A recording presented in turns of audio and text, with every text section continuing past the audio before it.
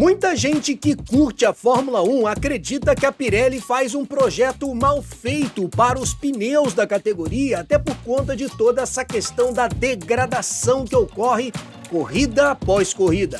Ao final desse vídeo, você vai ter conhecido tudo sobre a tecnologia dos pneus da Fórmula 1, por que eles são feitos assim e também muita coisa sobre a construção de um carro de Fórmula 1, aliado à questão dos pneus que você não encontra em muito lugar. Direto ao ponto, simples, fácil de entender, bora pro conteúdo.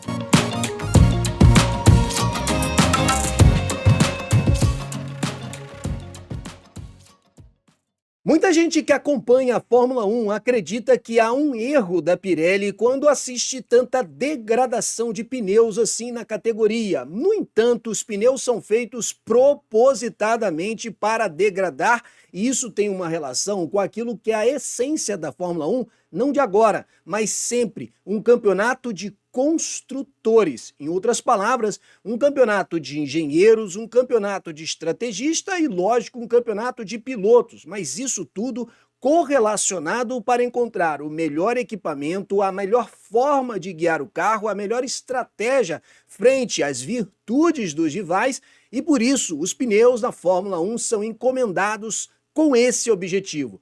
Diferente, por exemplo, de 1988, quando Ayrton Senna venceu seu primeiro título no Grande Prêmio de Suzuka, no Japão, sem fazer nenhum pit stop, a Pirelli poderia hoje também fazer um pneu simplesmente que os pilotos pudessem acelerar tudo que podem e, consequentemente, não termos a questão da degradação. Mas em uma outra época da Fórmula 1, a ênfase dada é justamente para criar uma disputa de engenheiros, estrategistas, equipe, patrocinador e pilotos também.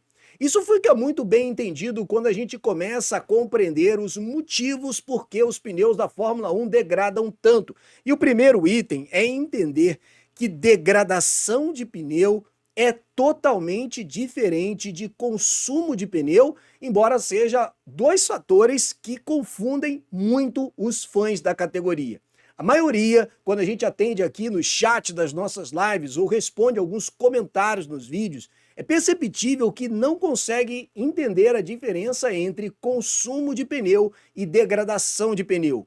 Consumo de pneu está associado ao consumo do composto, do material em si, exatamente como no nosso carro de rua, quando o pneu começa a ficar careca à medida que as canaletas usadas para escoar a água começam a perder a sua profundidade ou desaparecer.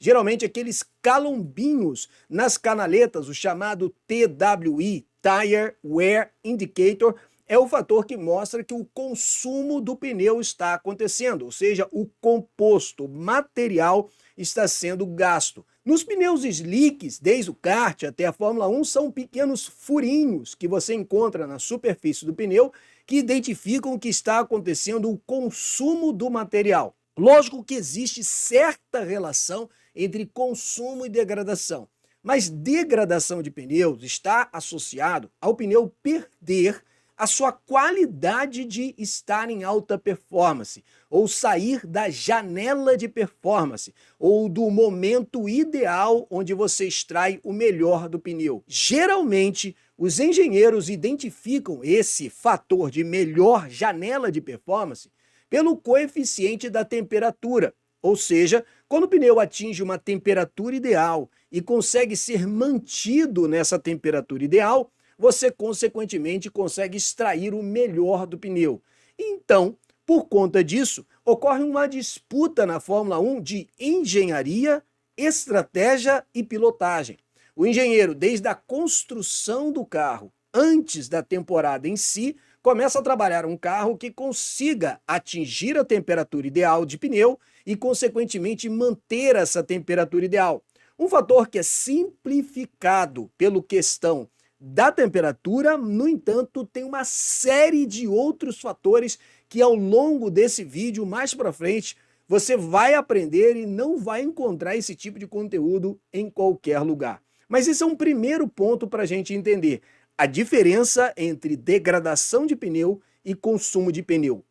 Outro fator importante é que induzir a degradação de pneu é proposital no projeto dos pneus da Fórmula 1 atual.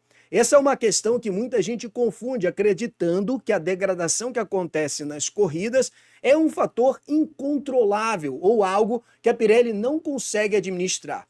Lógico que essa impressão é causada, primeiro, por desconhecimento e, segundo, também, porque ao longo das temporadas a Pirelli vai fazendo alguns testes, adaptações, vai mudando o composto usado em determinado circuito num ano em relação ao outro ano, mas isso tem uma relação porque ao longo do ciclo de um regulamento, as equipes também vão evoluindo e modificando os carros. Eles vão ficando mais equilibrados, mais rápidos, gerando mais carga aerodinâmica, que consequentemente gera mais estresse sobre os pneus, ou seja, a Pirelli também tem que ir acompanhando esse desenvolvimento até para que possa, no seu projeto de construção dos pneus, adequar a própria evolução dos carros. E por isso, ao longo das temporadas, de um mesmo ciclo de regulamento, a Pirelli faz algumas modificações, como a gente tem assistido nessa geração de efeito solo, que inicia-se em 2022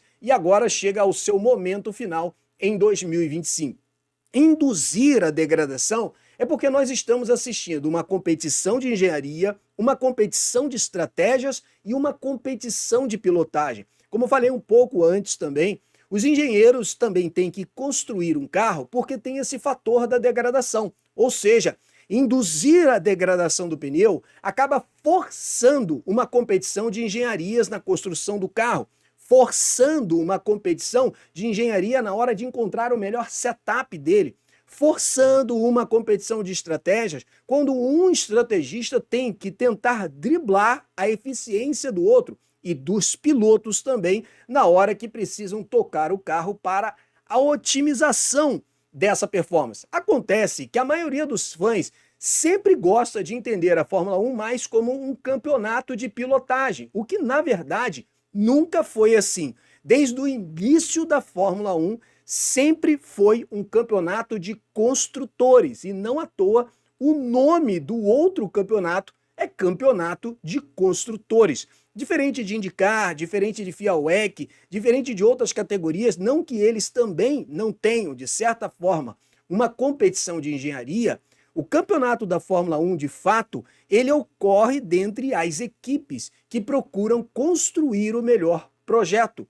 Quando você coloca o ingrediente também do fator da degradação de pneus, você obriga os engenheiros a construir uma melhor performance de carro na hora do projeto, ou até mesmo no setup dele, circuito a circuito, ou seja, você está induzindo uma competição de engenharia, de estratégia e também de pilotagem. Lógico que os pilotos muitas vezes não concordam com isso, eles gostariam de poder acelerar o carro o máximo que possa, mas aí, de fato, fica uma competição apenas de pilotos. O fã da Fórmula 1, do automobilismo, claro que ele tem voz, porque ele também é aquele que dá audiência, a Fórmula 1 não deixa de ouvi-lo, mas também a organização da Fórmula 1 não pode também achar que o fã é detentor de toda a razão com relação a isso. Existem também outros fatores e por isso a Pirelli entra nessa história propositadamente criando um pneu para degradar. Agora, a gente entender exatamente como faz esse projeto e entender como isso influencia a Fórmula 1 é algo que é pouco conhecido por ali. Então, vamos entender agora como é que é a construção de um carro da Fórmula 1 pensando na questão dos pneus. Um fator que é muito falado no automobilismo em geral é o termo energia.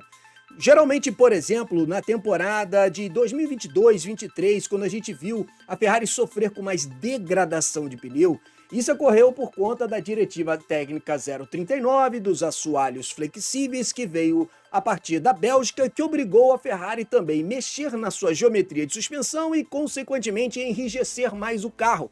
Isso aplicou mais energia aos pneus, consequentemente causou maior degradação de pneus. Estou usando essa história para ilustrar para você a questão da energia. Isso é um termo do automobilismo e muito ligado a alguns fatores que ajudam os engenheiros a entender. O primeiro deles, que eu acabei de falar, temperatura. A temperatura é um coeficiente usado pelos engenheiros e pelos pilotos para identificar o quanto que está sendo aplicado de mais ou menos energia, a aderência também, o que se relaciona também à aderência mecânica, a questão da carga aerodinâmica e tem uma influência sobre o consumo e degradação de pneus. Toda essa ciência está ligada ao projeto do carro. O que a gente pode entender como o que se faz para aplicar energia no pneu? O que seria essa tal de energia? E a gente pode entender isso como um conjunto de fatores do projeto. O próprio chassi, a construção do carro antes da pré-temporada, ela influencia do quanto de energia se aplica os pneus e, consequentemente, vai ditar ritmo de corrida e classificação. A suspensão, aquilo que você escolhe como projeto, que você pode também conseguir otimizá-lo ao longo da temporada. A geometria da suspensão e da direção do carro também. Questões de aerodinâmica, por exemplo, quantas toneladas um pneu acaba recebendo de pressão dado a maior carga aerodinâmica dos carros. A calibragem dos pneus também influencia. Quanto maior a libra do pneu, maior a temperatura, maior a energia. Tudo isso tem uma influência e, obviamente, o asfalto, a abrasividade, por isso muda composto a composto. Só nessa lista aqui, você já viu toda a complexidade que existe em cima de um engenheiro para conseguir aplicar a tal energia ideal e, consequentemente, a performance do carro.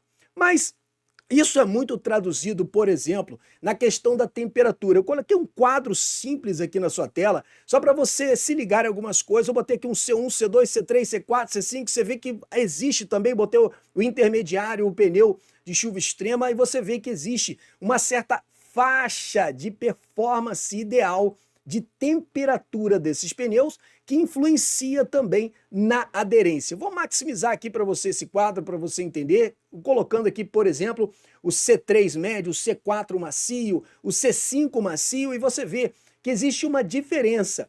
No fator que você vê agora na coluna da esquerda, você está vendo em roxo, você está vendo a questão da temperatura. Observe que ali, por exemplo, no C3, a temperatura ideal de trabalho dele é de 85 a 95 graus, o que já é diferente depois no pneu C5, de 75 a 85, e na coluna do lado você vê o grau de percentual de eficiência, ou seja, o quanto que esse pneu consegue estar na janela ideal de performance na proporção da temperatura. Então toda aquela construção que você viu ali, chassi, cambagem, da questão da suspensão, a questão da libra do pneu, calibragem, o quanto você bota de carga aerodinâmica, tudo isso influencia exatamente nesse fator de temperatura e, consequentemente, na performance do pneu.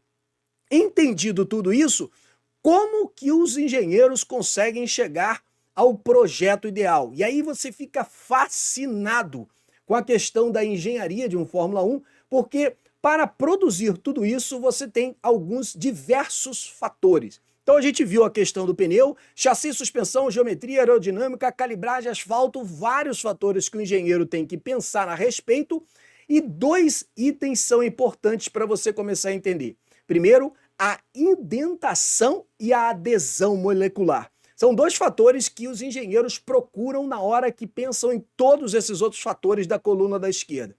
Por indentação, você pode entender a capacidade do pneu moldar-se no asfalto.